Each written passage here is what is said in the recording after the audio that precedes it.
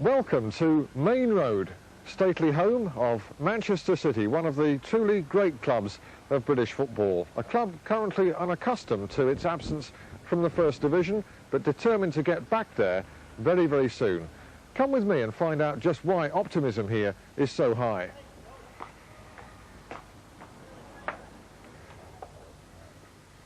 And we'll show you in this unique view behind the scenes at Manchester City just how the club intend to tackle the climb back to the pinnacle of the past. You can always tell the size of a football club from its portals. The grandness of the place stands out immediately. The size of it, the tradition you can feel. And a suite of rooms leading off from this entrance hall at Manchester City. We have the directors and press entrance almost straight ahead of me, the players, the dressing room to my right, and also a suite of offices and hospitality rooms also leading down a corridor to my right-hand side. But we're going to take you first right to the heart of the club, the reason for so much tradition. Yes, we're going to go along to the trophy room to my left, and they're proudly kept in the boardroom. Come with me.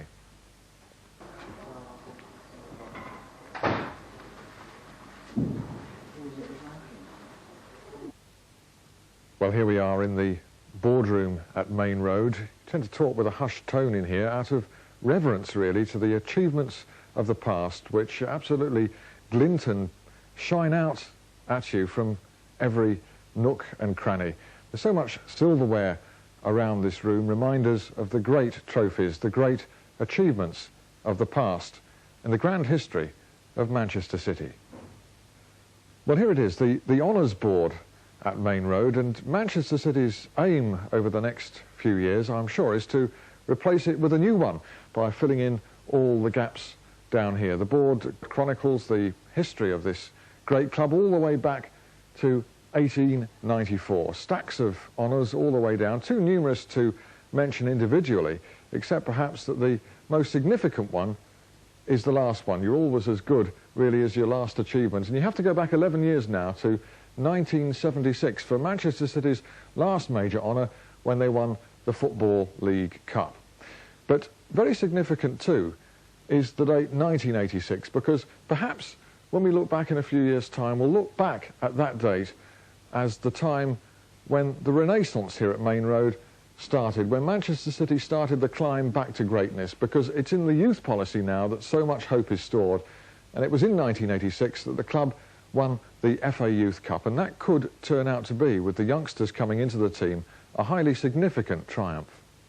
And perhaps just as significant as that Youth Cup triumph of 2 seasons ago is this, last season's Manchester City trophy. It may not have got a lot of publicity, but it really is very important. It's the Championship trophy for the Central League, and it merely confirms what we were saying before, that Manchester City are building the foundation, the basis for a revival with the youth policy. And so many of the youngsters who are being seen now in the second division Manchester City side came through the team that won this trophy last season, the Central League title. The development of young talent doesn't just start when you see the players emerging in the first team. First, they have to be rooted out from a labyrinth of local junior leagues, and the man in charge of the digging operation is Ken Barnes. Well, Ken Barnes, Chief Scout at Maine Road, a role that you've fulfilled now, I think, for some 12 years, and your association goes back a lot longer than that. But just how do you identify what you actually do here? What is your specific function? Well, I suppose one would be that you're responsible for bringing all the young talent into the club. That's what I'm supposed to be here for. Apart from the fact that I do watch professional football as well. I'm looking at the lower regions in the Football League, in 4th and 3rd Division, see if there's any sort of up-and-coming stars of the future as well. You seem to be doing your job. Well, okay, we've been a bit lucky perhaps in that respect. And how exactly do you set out to spot the kids? Is there a formula, a magic formula? Not particularly. Not particularly. At first you'd just like to see a laddie that's got the normal necessary skills or ideas when you see him playing, little bits and pieces you see, and if you feel that's the one, that's it. Let's have a wander around and open a few more doors. But which one? Well, we did promise you a special inside view at Maine Road, so we've walked right through a door marked as strictly private, players and officials only, and we're right now into the business end of Maine Road. We're in the home team dressing room, where a little later today Manchester City will prepare for another important home match. Laid out all the way around the room is the Manchester City kit, the kit that the players will come in to find neatly laundered and crisply ironed a little later on, with spare kit on the table in the centre of the room. And this, I suppose you could say, is also the first dressing room talk of the day, though by no means as important as the words that will be uttered right here a little later, pre-match, by the Manchester City team manager, Mel Machin.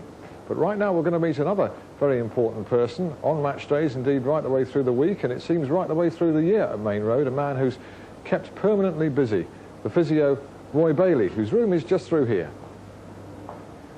Roy Bailey, are you busy just now? We've got one or two minor problems, but I don't think nothing much really for Saturday now. There is never really a time when you're slack totally, is there? Not during a football season, I shouldn't think. Certainly not, no. We pick the odd things up during the week, and obviously on the Saturdays we pick the various injuries up. Well, that's crunch time for you, match day. That's when you've got to have the speed of a flying doctor. And to help you in that, you've got this, well, fairly lightweight magic bag. Or that's not what I call it anyway. I don't know how you say it. Alan, everybody seems to call it a magic bag, but it's really the bare essentials of a medical bag you would take onto a football pitch when you see somebody injured. So there's nothing witch doctorish about this, no? No, there's not. No, not really. These various things you see in the bag, as from inflatable splints for obviously the broken bones or broken limbs that we come across from time to time.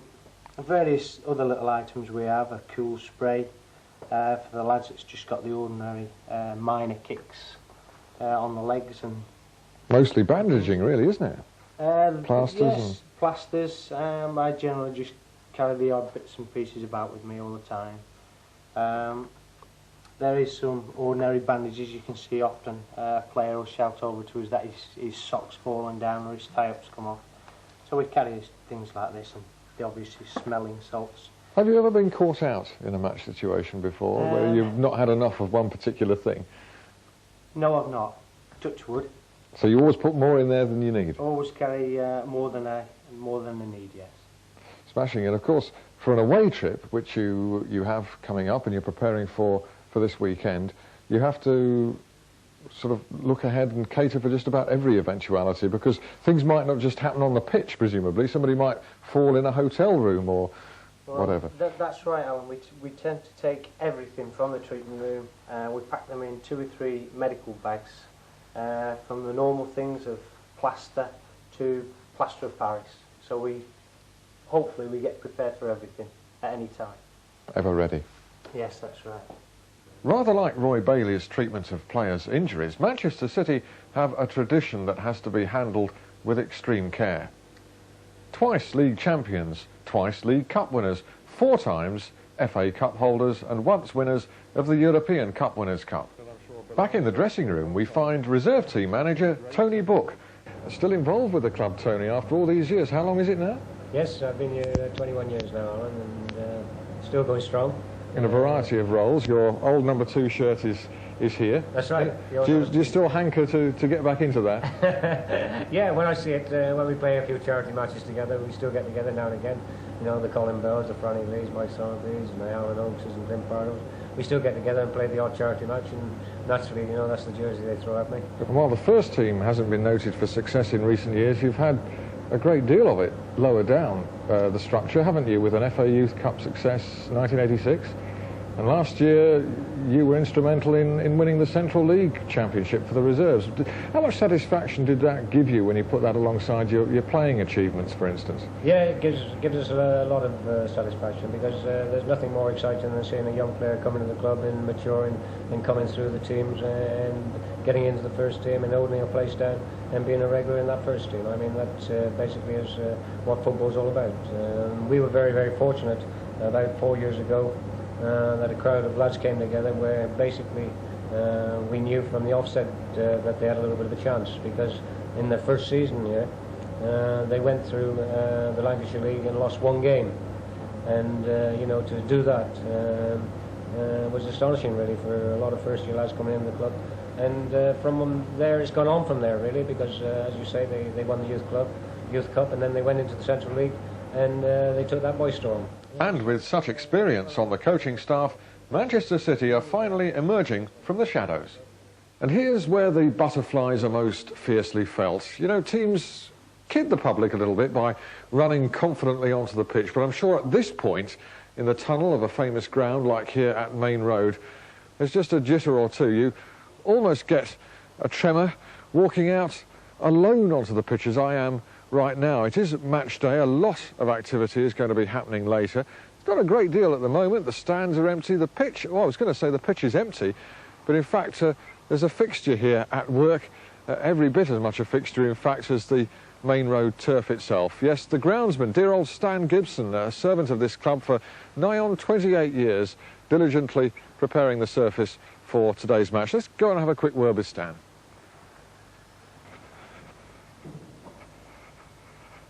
Hello, Stan. Oh, sorry to interrupt. Good morning. How are you? Fine, all right. Yes, thank Do you. you live in Manchester? Yes, all right, next door. Who do you support? Sure. That's silly. What are match days like, though? You imagine that they're perhaps your busiest, is that right? Yes, definitely, yeah.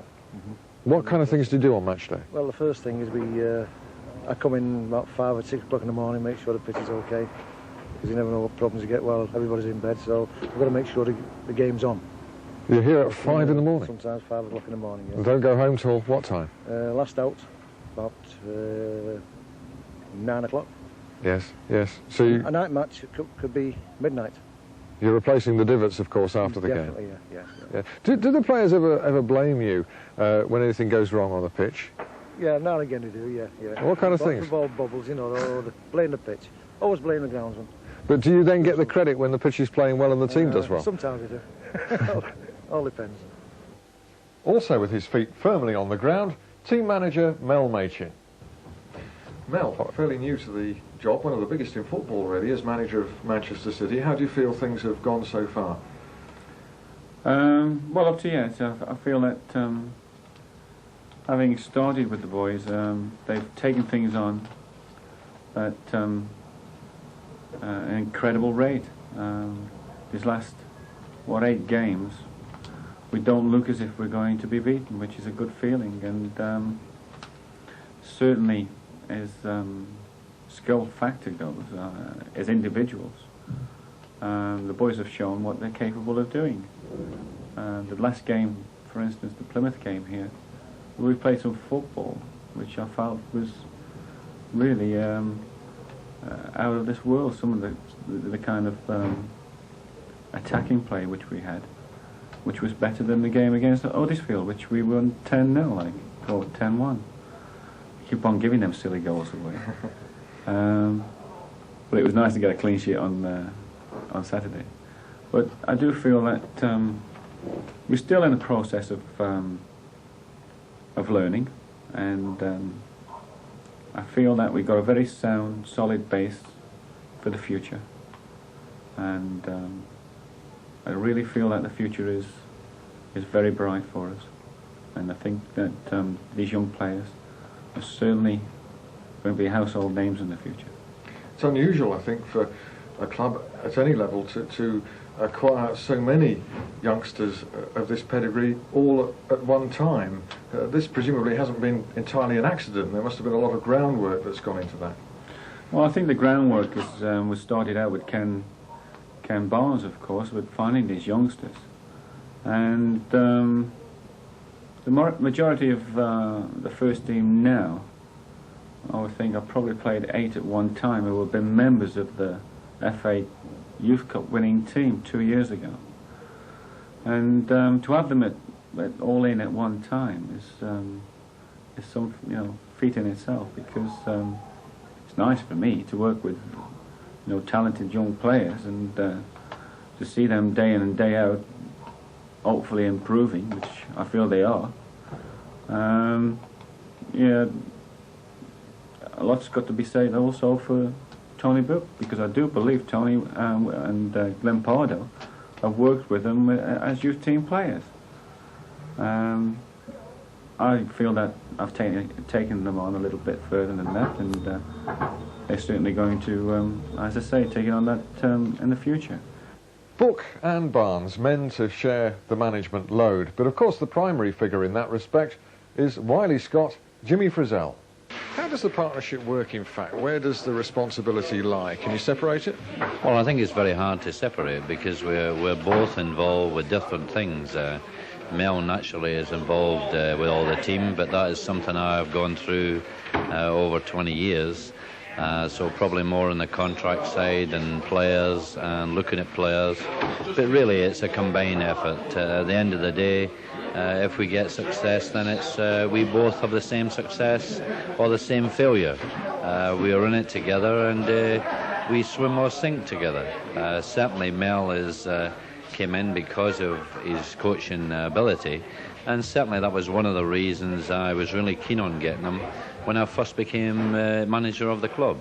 It failed then because he was under contract to Norwich.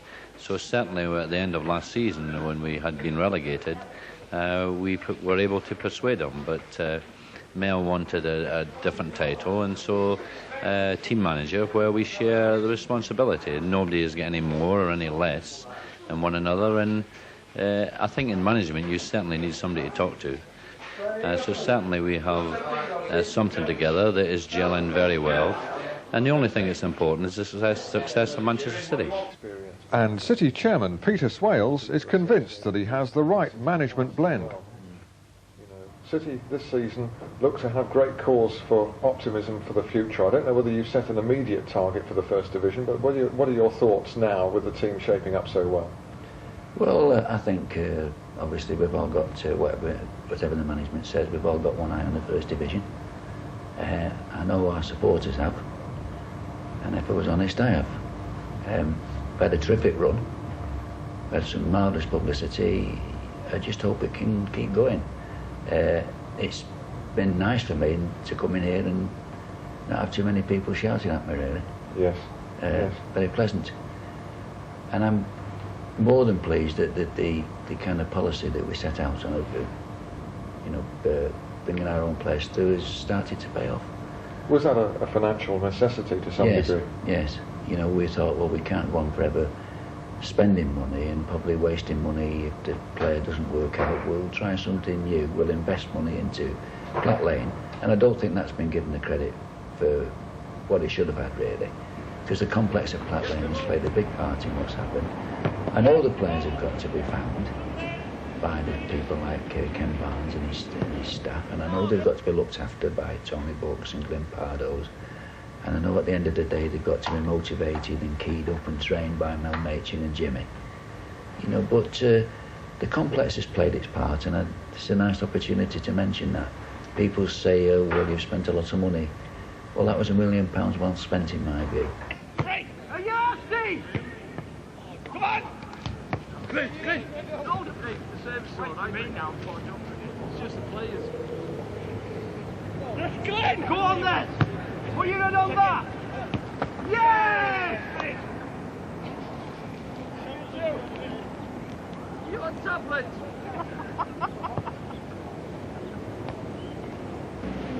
Did he take a defender away and check him out? That's our one. John, after all these years in the game, is training still enjoyable? Where you go, Ken? Yeah, it's you get your days where you're up and you're down, but I'm enjoying the football. It's been mostly ball work this morning, shooting and heading. Is that the most enjoyable aspect of training? If you would have been here yesterday, it was no ball work. He was running around here, and I think everyone was a bit tired. So today is a short session, which is fine with us anyway. Finally, how does it feel to be something of a father figure among the team here? Must be one of the youngest you've played with. Excuse me. Okay, I'm probably the oldest there, but they bring you back down to their age at times. Take the space. That's it. Mel, is this typical of a Manchester City training session, what we've seen this morning? I just think at the moment we not scoring enough goals, so some goal practice won't harm the lads. Once again, Steve Redmond was the City leg that intercepted that one. And now here's a chance for Ian Scott. A very good break put through by Imre Varadi, and Scott scores. Gidman with the shot, and he scores. John Gidman. There are two or three City players now who can hit these, but that one was a quickly taken one by McNabb. Stewart's shot, and it's gone in. It looks as if the touch was from David White. Paul Stewart with the shot. Hinchcliffe. Once again, Stewart behind his man. This time he's just got one defender with him. Stewart doing well. What a superb goal by Paul Stewart. It looked as if he'd wasted a chance at one stage with 3 Millwall defenders round him and the goalkeeper. Tackling by Berry, but City move forward with Simpson. Quick ball forward for Varadi. Well, what a start for Manchester City. Just over a minute gone, and Imre Varadi opens his account. Well, the ball game behind Berry, and here's Varadi with another effort at goal, and he scored. Well, that really was a goal from nothing. Finds Simpson. Cross comes in for Varadi. Imre Varadi scores his hat-trick. 48 minutes, 3 minutes into the second half, almost as quick as his first goal. Blake. And some space for Hinchcliffe. Scott. And the shot by White. What a tremendous start for Manchester City. Hinchcliffe. Scott. Overhead kick, Brightwell coming in. What a tremendous goal that was, created by Ian Scott's magnificent overhead kick. Hinchcliffe. That's Varadi. Butcher quickly in. Simpson. Good cross by Simpson. Varadi's header. And a perfect start for the Blues. 5 minutes on the clock. And Paul Simpson with an inch-perfect cross to Imre Varadi.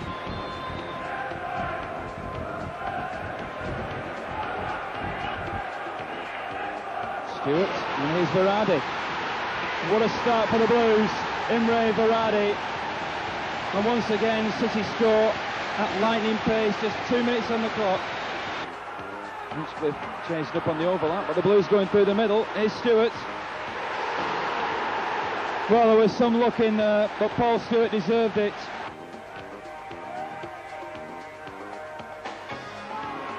There's Varadi trying to make room for a shot. Hits it left-footed. It gets a deflection, and that's 3-0. Imre Varadi. And Eric Nixon produces a tremendous save against Stewart. Stuart Pearce. That really was a good save by Nixon. Lake knocks it to Gidman. Headed into the box. Up in the air. Lake under it again. Stewart. Hinchcliffe finds a shot. And what a tremendous goal by Andy Hinchcliffe.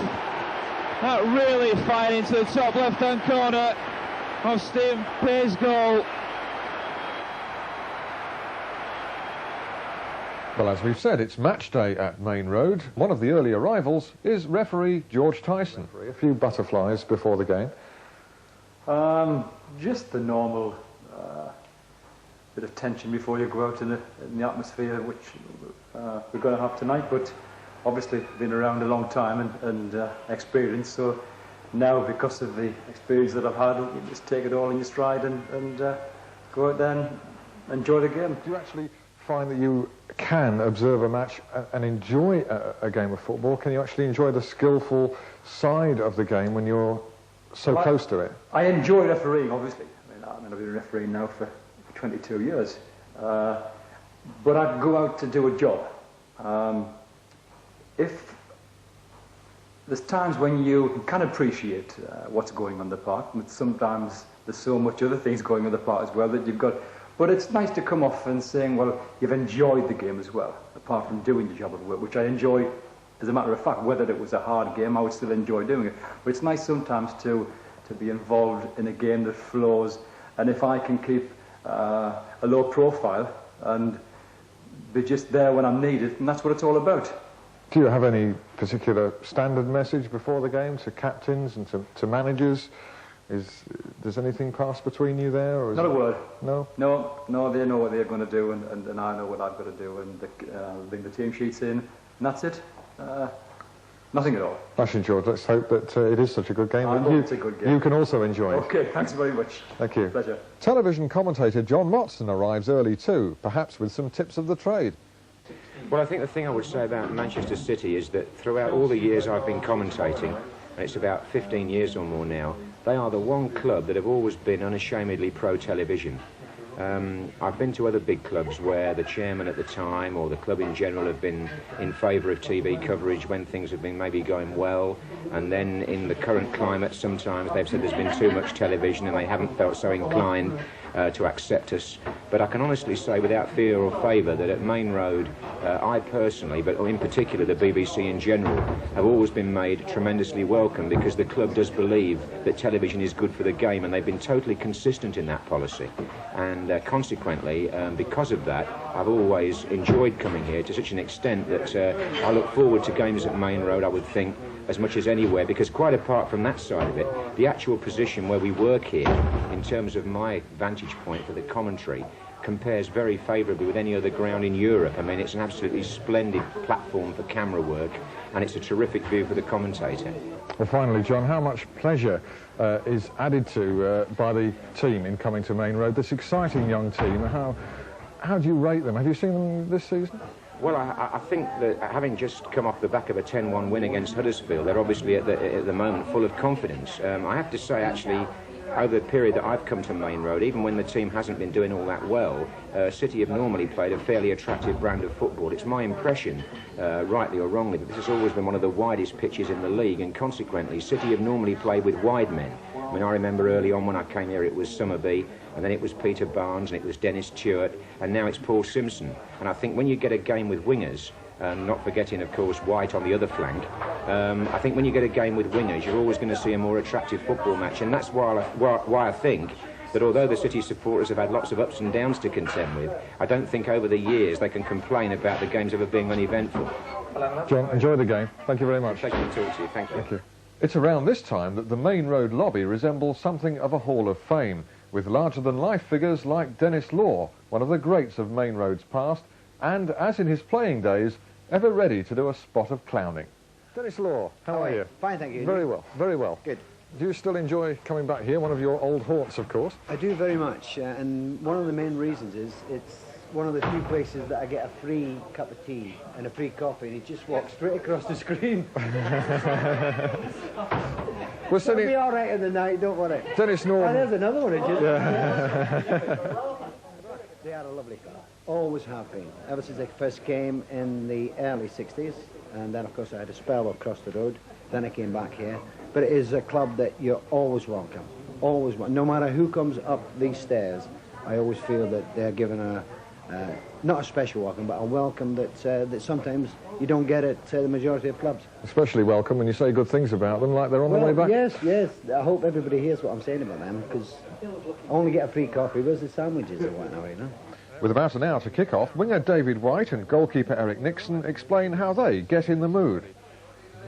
Well, we've been here 10 minutes, but we were supposed to be at 6:15. Yeah.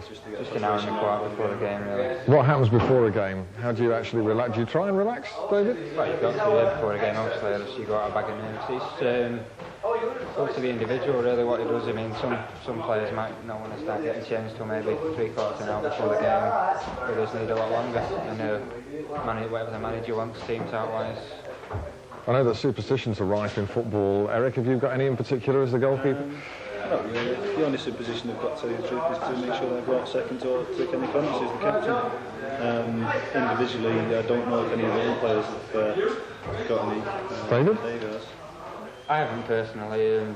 I think obviously a few of the lads, like I think Steve Redmond likes to come out for. I know Andy Hinchcliffe has a few silly little things that he likes to do. So. Obviously, again, it's up to the individual. And with kick-off only minutes away, several players released the tension in the gym adjoining the tunnel, handy for a pre-match knockabout.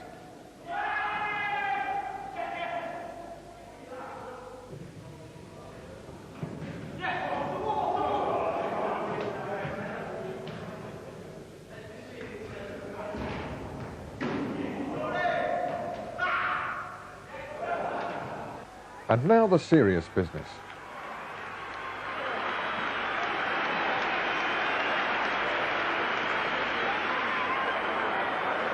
Well, good evening and welcome to Maine Road for tonight's Littlewoods Cup 4th round tie between Manchester City and Watford. A place in the quarter-finals at stake for the victors. City have beaten Wolverhampton Wanderers and Nottingham Forest to get this far, whilst Watford demolished Darlington by an 11-0 aggregate, and then Swindon Town in the last round. After a 1-1 draw away, they won 4-2 at Vicarage Road. Both sides come into the game with victories behind them. City beating Reading 2-0, whilst Watford ended an 8-game without a victory sequence with a 2-1 home victory over Charlton Athletic. Looking at the two sides, starting with the City side. In goal, it's Eric Nixon. In 2, John Gidman. 3, Ian Brightwell, who's in the side because of an injury to Andy Hinchcliffe. Captain Kenny Clements wears the number 4 shirt. Paul Lake at 5. Steve Redmond 6. David White at 7. Paul Stewart wears the number 8. Tony Adcock at 9. Neil McNabb 10. And Paul Simpson number 11. Imre Varadi, who's been injured of late, he's back on the substitutes bench at number 12, and Ian Scott is number 14. The officials, George Tyson of Sunderland is the referee, the linesman Mr Nuttall of Mansfield, and Mr Taylor of Shipley. Well, City, in a way, must start as favourites with 16 goals in the last 2 games here at Maine Road. They're currently 9th in the 2nd division, whilst Watford is struggling at the bottom of the 1st division. Actually, they're in 19th position. And with only 3 away goals all season in 6 games, City scoring hatfuls of goals. Well, optimism must be high for the Blues. And that's Sherwood for Watford. Roberts. And Brightwell knocks it back for Eric Nixon to get an early touch.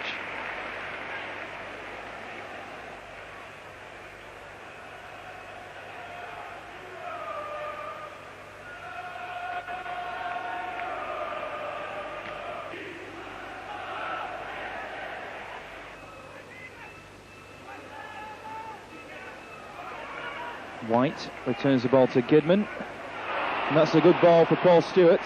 Watford players closing in on him again, obviously a marked man. Every time Paul Stewart gets the ball, it's noticeable that at least 2 Watford men are coming right to him.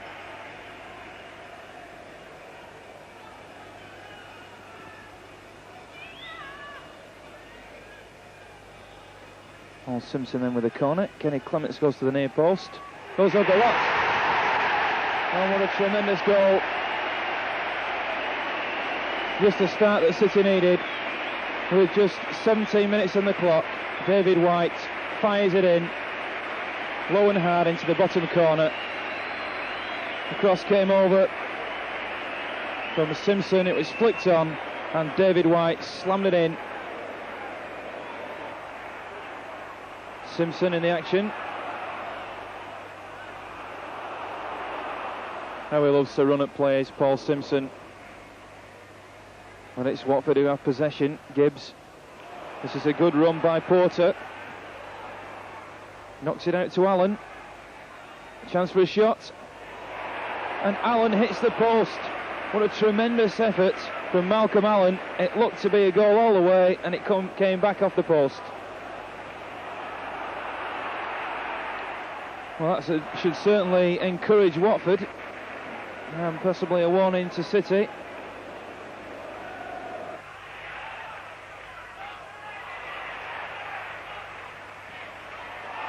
Adcock trying to flick that one onto Paul Lake.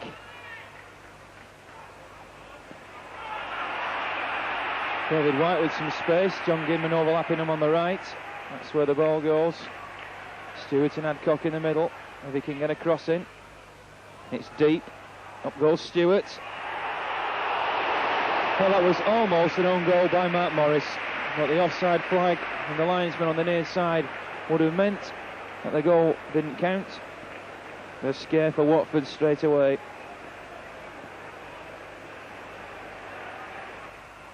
White, return ball towards John Gidman, but Rostron knew what he was going to do. Sherwood. Brightwell very quickly in. being urged on by the City supporters. Ian Brightwell tries a shot, and that was just a few inches wide from Ian Brightwell. He had a run in the first half and finished that one with a rather weak effort off target, but that was a much better effort from Ian Brightwell. Roberts. This is Porter. Sterling. Gibbs. First time effort comes off the underside of the crossbar from Gary Porter. And it's a goal. The ball had crossed the line. Malcolm Allen, in fact, had the shot. It came down off the underside of the crossbar. And the linesman on the far side decided that the ball had gone over the line. And so Watford back in the game.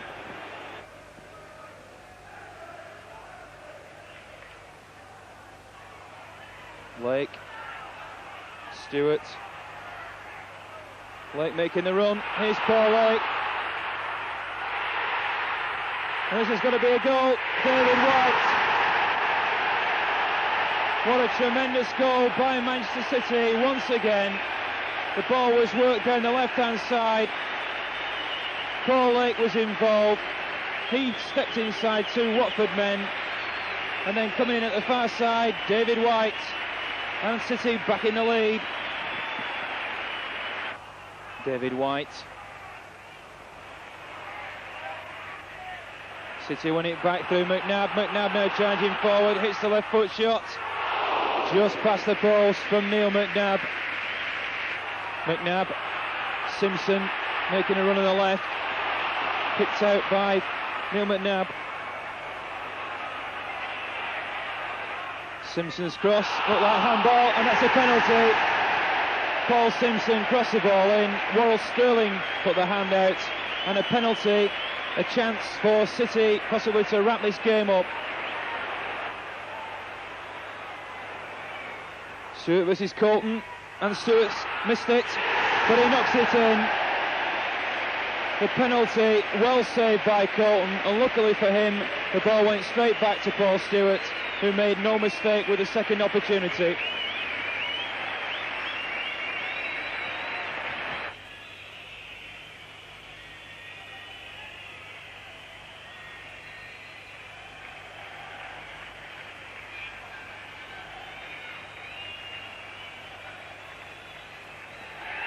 And there goes the final whistle. Manchester City march forward to the quarter-finals of the Littlewoods Cup. Goals coming from David White, who scored once in the first half and then again in the second half. And Paul Stewart making sure from the penalty spot with 8 minutes to go. The one goal from Watford from Malcolm Allen. A tight, competitive cup tie. And City determined, confidently and at times arrogantly go through to the quarter-finals of the Littlewoods Cup. The result, Manchester City 3, Watford 1. And so goal-happy City advanced to the quarter-finals of the Littlewoods Cup with a 3-1 win. Almost a modest score, remembering the record-breaking 10-1 triumph over Huddersfield. Well, quarter-finals of the League Cup, or the Littlewoods Cup as it's known, and 2 goals for you, David White. You must be pleased with the way the game went. That's right, yeah, we scored an early goal straight from a corner, which just came across. I was expecting a flick at the near post, which no one seemed to get a touch on it, and just threw myself at it, and luckily it went in the far corner. Towards the end of the first half, early in the second half, they came back in the game, and they had a few chances, and then they scored a goal which we certainly don't think was in. I mean, sure the television pictures will prove whether I'm right or wrong there, but we don't think the linesman was in any position to give the goal. And we maybe got a bit worried then, but luckily I got another goal after some great work by Paul Lake, and from then on we were always favourites to win it, which we did. The determination in this City side at the moment is terrific. Yeah, I think that's what the manager's instilled in us, is about closing down, working for each other, encouraging each other, and generally when he came, he's always said to us he knows we can play, and I think he was always worried about how we defend, how we close other teams down and stop them playing, And I think recently, I think that's 9 games we've gone unbeaten now, and that's what he's instilled in us. And I think that's what's worrying other teams. That's what's causing them problems. That's what's making us getting some good wins. It's very much City on the move these days. Let's catch up with them on the road, on an away trip to West Brom.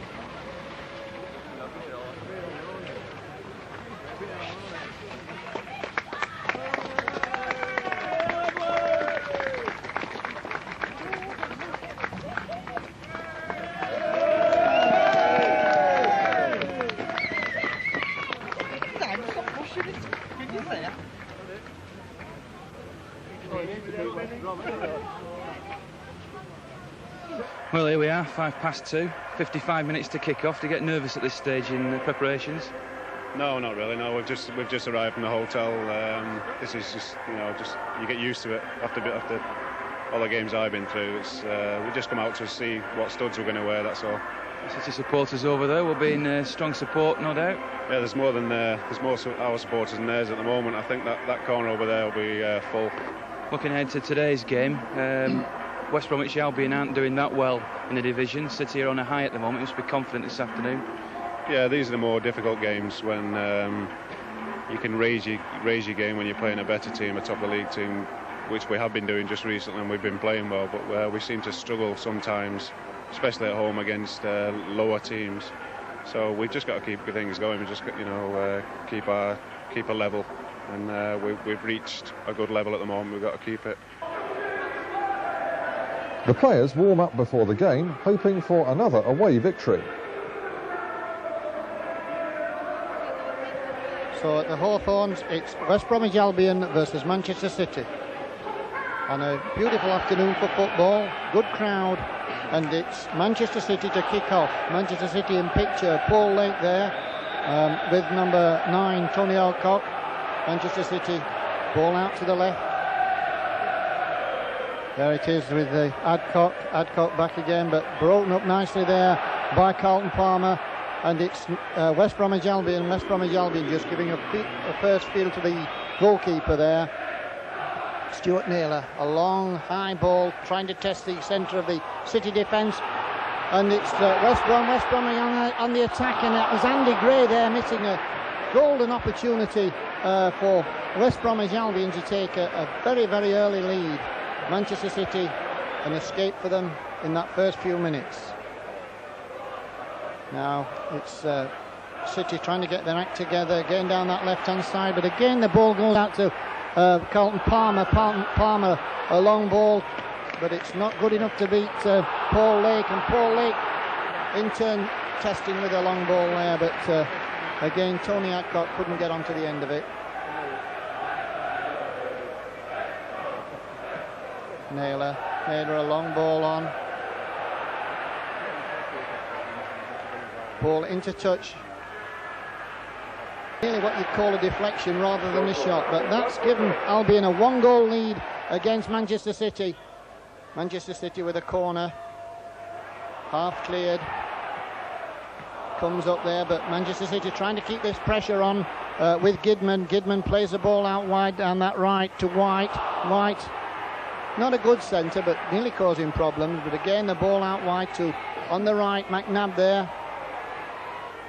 Again, a poor centre there by McNabb, but Albion not looking that confident in defence, and if City can just put the attack together as McNabb takes this corner, again headed out by the Albion defence, back to McNabb.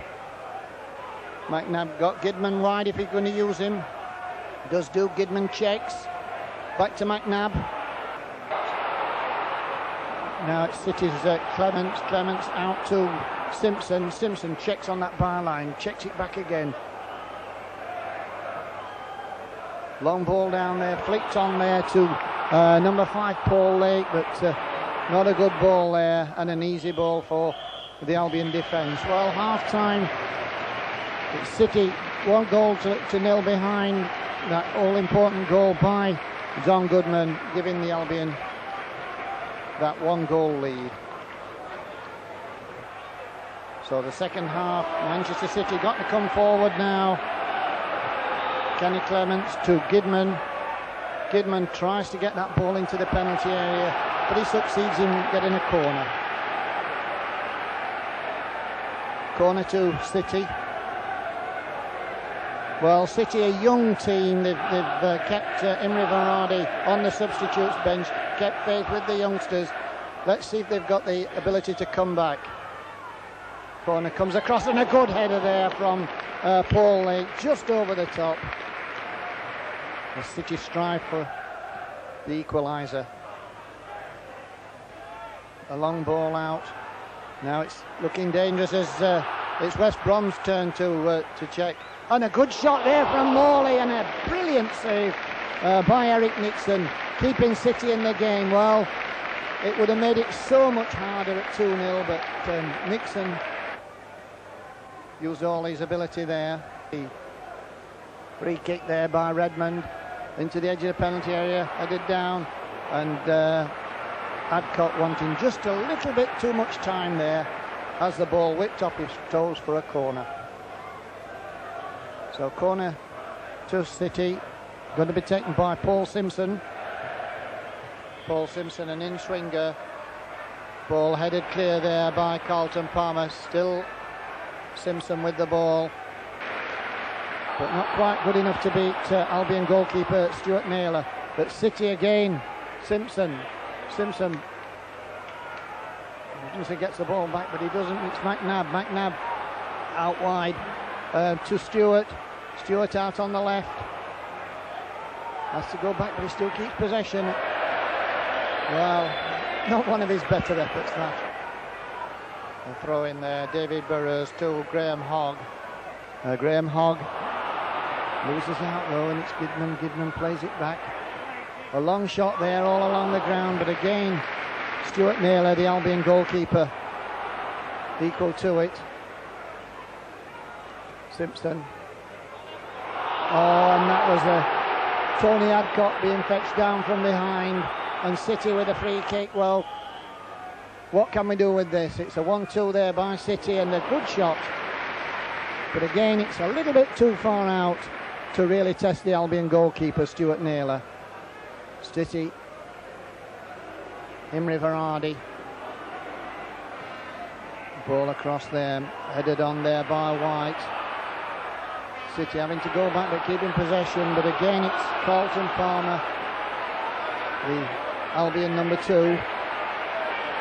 Loses the ball this time though, nicely played by Adcock. But it comes through to Paul Lake, and a good shot there from Paul Lake, the Manchester City central defender. But now it's Albion's turn to attack. It's Albion breaking down their right wing. Wayne Dobbins into the area. Good centre. A good shot there, or should I say a miss really, by Tony Morley. So City in this last few minutes.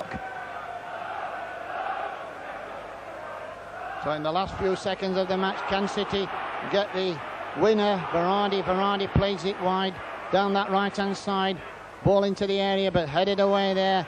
Gidman puts it back into that Albion penalty area, and a back pass there, just taking the pressure off for West Bromwich Albion. And there's the final whistle. It's West Bromwich Albion 1, Manchester City 1. No win this time, but an exciting game, and City unlucky not to take all 3 points, and a draw still keeps up their fine away record. And that's your close-up view of Manchester City. Now the First Division is in focus, and who knows what other glories also lay in store.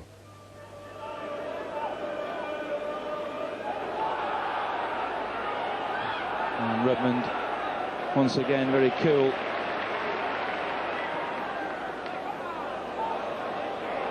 Good header by Stewart, finds Simpson, takes on Ranson. Once again Paul Lake with a run through the middle. That's becoming a feature this afternoon. Stewart plays with Roberts. Still Stewart, hits a shot left footed.